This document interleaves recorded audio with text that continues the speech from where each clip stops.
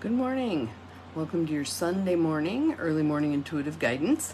I'm Dr. Bonnie Nussbaum, and we have a card deck today that we haven't seen in a while. It's the Allowing Prayers deck, 57 Invitations to Spark a Conversation with Your Soul by Siobhan Nash. And I love this little deck. It's just teeny tiny little cards, both sides of the box, and they've got pack powerful messages. Good morning, Carolyn. Welcome. Glad you are here.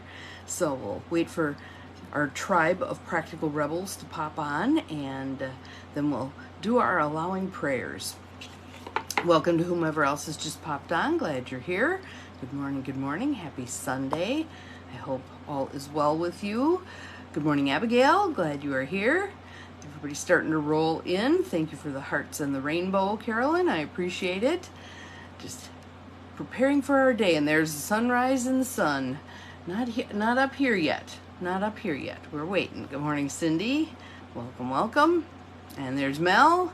All the regulars rolling in. This is good. This is good. Get our morning dose of motivation and inspiration, and then we can set off about our day, impacting not only us, but others. Good morning, Lucy. Welcome. So again, today we have the Allowing Prayers deck. And I just love that subtitle, 57 Invitations to Spark a Conversation with Your Soul. Invitations, isn't that a lovely word? And I don't know what got into TJ, but he just rocketed out of here. So, and as always, the card has a couple of questions on it for us. Good grief. First day with my new teeth. For today to ponder. So Cindy, if you wouldn't mind putting them in the feed, that would be awesome. So our card for today is allow success. Allow success. And there's an aspect of this that I think is lovely. Yes, welcome, welcome, all the practical rebels. Those of us who live on that question of, but how could we? How could we? No, I can't. How can we? And what if? What if this were to work? And what if that were to work? And just allowing the consideration of the possible. Allowing the consideration of the possible. May not be probable, but it's possible. Anything's possible. All right? So here's our first setup statement. Think of a recent moment when you experienced success by showing up as your true self. Think of a recent moment when you experienced success by showing up as your true self. And I'd like you to think about, once you've got that situation, what that success looked like, sounded like, felt like. So just kind of paint the picture for yourself in your mind of what constituted that success. What made you deem it a success? All right? It might be how someone else reacted to you. It might be how you handled a particular situation. It might be an insight that you had in that situation that you probably wouldn't have had you not shown up, being in curiosity and wonder. There we go. Yes. It might not have shown up that way had you not shown up that way. There's another piece of that. What did showing up in your true self look like, sound like, feel like? So we're not only looking at how did I bring it, but what exactly was that whole situation? Good morning, Gwen. Glad you are here. Welcome. Because in deconstructing it a little bit, some things are going to get sunk into your psyche that then allow that to happen again and again and again. You showing up your true self and success resulting. Okay? So just take some nice deep breaths with that. And I want you to co-collaborate with Spirit on this. So I want you to ask Spirit, what do you want me to recognize about that situation? What do you want me to know about that? What do you want me to pay attention to about that? Just breathing. Good morning, Diane. Welcome. So think about a recent moment when you experienced success by showing up as your true self.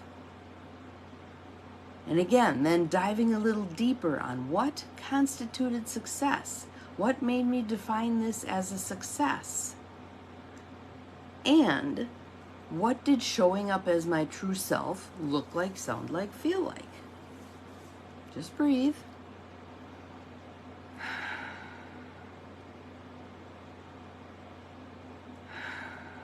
And again, the purpose for diving more deeply into those aspects is so that you can consciously and subconsciously recreate this over and over and over and over in your life, to the point where you're pretty much showing up as your true self. Good morning, Michael. Glad you are here. You're pretty much showing up as your true self no matter what. Even in difficult situations, bring it. Bring you. Let go of all of the, here's the facade I have to put on for this particular situation. Here's the face I show this particular crowd. Just be you. Just be you and show up. And again, some of you are going to protest. Yeah, but they're not used to seeing that facet of me, and they're not going to like it, and whatever. Perhaps some of them won't like it. What's the cost of you showing up, not yourself? There's a huge cost to you, and there's a huge cost to authenticity when you don't show up as you. When you put on the face, you go along to get along, that drains your energy. It drains your energy, okay? So, here's the second question, and there's an aspect of this question that I really, really like. What can you do today to celebrate the success that you are? What can you do today to celebrate the success that you are? Notice it does not say to celebrate the success that you have, making success an outside thing. It's celebrate the success that you are. So it's an inside job, guys. It's an inside job. You are a success. And that's a fundamental part of who you are as a person. Whether or not you feel like you manifest it, how many of us have a bazillion talents that we have not yet brought forth? Being a success is one of those. And in bringing forth those talents, you're going to be feeling more successful, right? When we truly manifest all that the universe, God, Spirit, however you want to look at it, has gifted you with, when you trot out those gifts, you're going to be feeling that sense of success more. It does not come. We've got this delusion that it's outside of ourselves. So let's say someone has a gift of song. They're a great singer. When they keep that to themselves, maybe they kind of sing a little bit here and there in the car when nobody can hear it with the radio, right? But when they choose to trot that out, so let's say they're in church and they decide they're going to sing out. Let's say they're walking down the street. Let's say they've got their car window open and they're singing.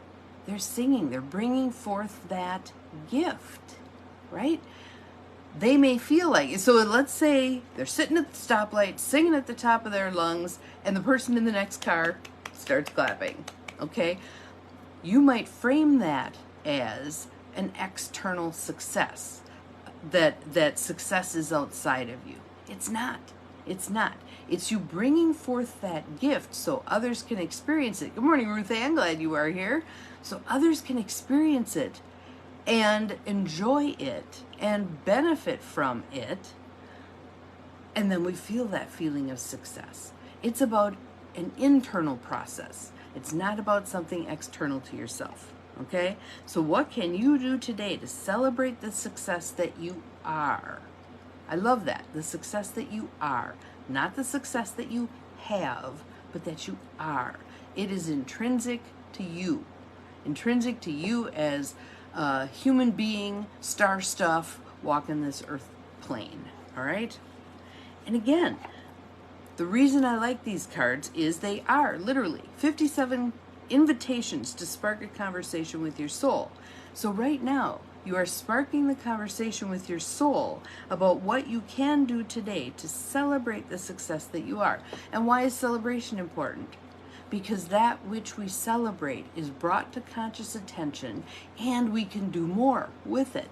So let's say, I'm going to make one up. We go to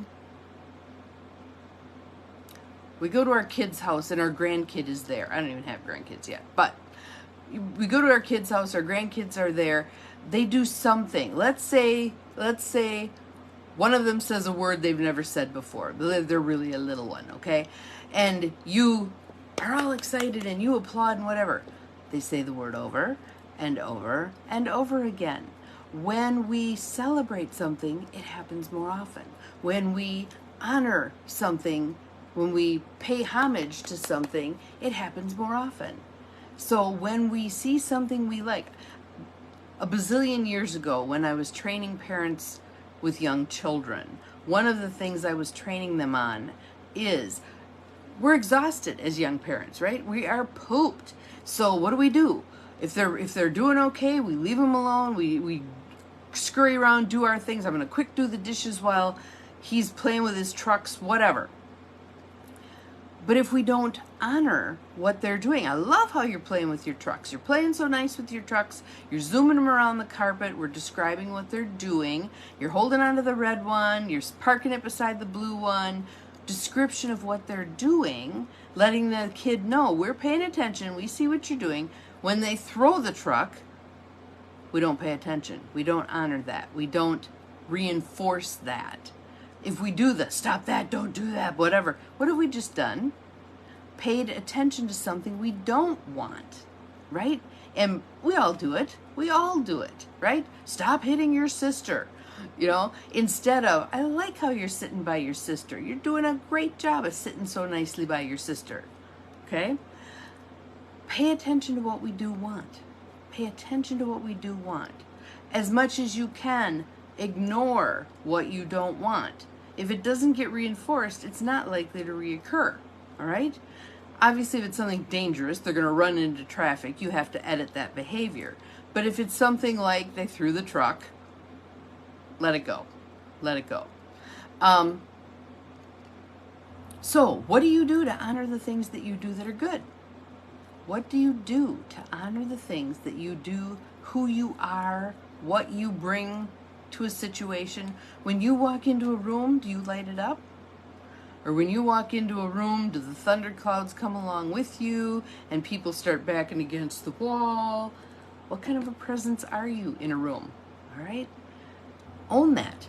Own that. And if it's not how you'd like it to be, fix it. Change it. We all have opportunities for change. That's why the subtitle here, 57 invitations to spark a conversation with your soul. Do you not think that having those conversations with your soul are going to allow for change? Are going to allow you to become more of who you want to be? How awesome is that? How awesome is that? So, allow success. That is our card for today. Allowed success. Think of a recent moment when you experienced success by showing up as your true self. What can you do to celebrate the success that you are? So Lucy's putting her success, celebrating my true essence of being an inspiring guiding light. Yes, yes, yes. Putting that in the feed.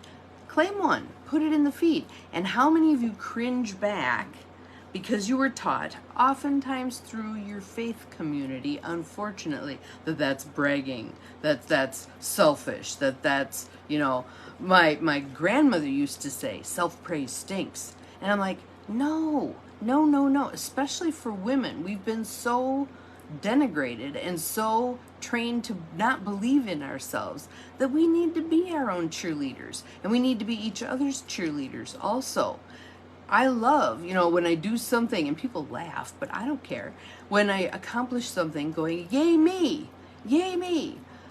I don't care how little the thing is. I weed a little bit of the garden, yay me. Celebrating that success, because I want more of those successes. I want more of those successes. So let's hear a few yay me's, all right? Claim your yay me's. So, have an awesome Sunday. We will see you again tomorrow. Remember, you're capable of far more than you think you are. Bye.